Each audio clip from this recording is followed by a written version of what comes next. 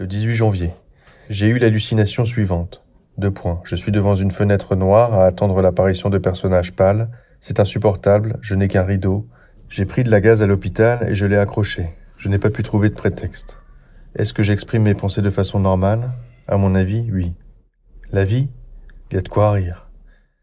Le 19 janvier.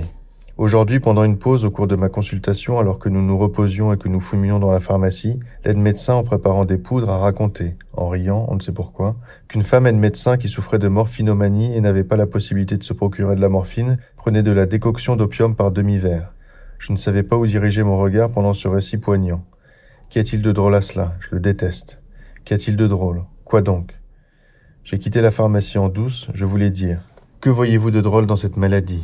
Mais je me suis contenu, Dans ma situation, il convient de ne pas trop harceler les gens. Ah, cet aide-médecin. Il est aussi cruel que ces psychiatres qui sont incapables de secourir les malades. Incapables. Les lignes précédentes ont été écrites en état de manque et elles contiennent beaucoup d'affirmations injustes.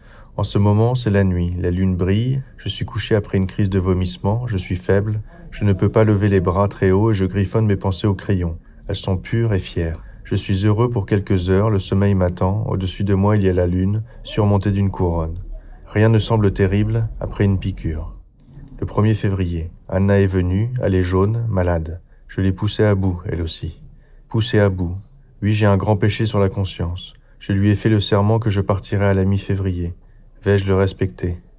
Oui, je le respecterai, si seulement je suis en vie. Le 3 février, donc une pente. Glacée et interminable comme celle que dans l'enfance dévalait le traîneau emportant le légendaire quai. C'est mon dernier envol sur cette pente et je sais ce qui m'attend en bas.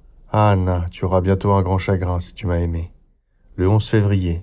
J'ai pris une décision, je vais m'adresser à Baumgard. Pourquoi à lui précisément? Parce qu'il n'est pas psychiatre, parce qu'il est jeune et que c'est mon camarade d'université. Il est en bonne santé, fort, mais d'un caractère doux, si je ne me trompe. Je me souviens de lui. Peut-être que je trouverai de la sympathie chez lui. Il aura bien une idée, qu'il m'emmène à Moscou. Je ne peux pas aller le voir. J'ai déjà obtenu mon congé. Je ne veux pas aller à l'hôpital. J'ai calomnié l'aide-médecin. Bon, il a ri. Cela n'a pas d'importance. Il est venu me voir, il m'a proposé de m'ausculter. Je ne l'ai pas laissé faire. Trouver de nouveaux prétextes pour refuser. Je ne veux pas inventer de prétexte. J'ai envoyé un mot à Baumgard. Au secours, y aurait-il quelqu'un pour m'aider? Voilà que je m'exclame de façon pathétique. Si quelqu'un lisait cela, il penserait que ce n'est pas sincère. Mais personne ne lit, 3 petits points.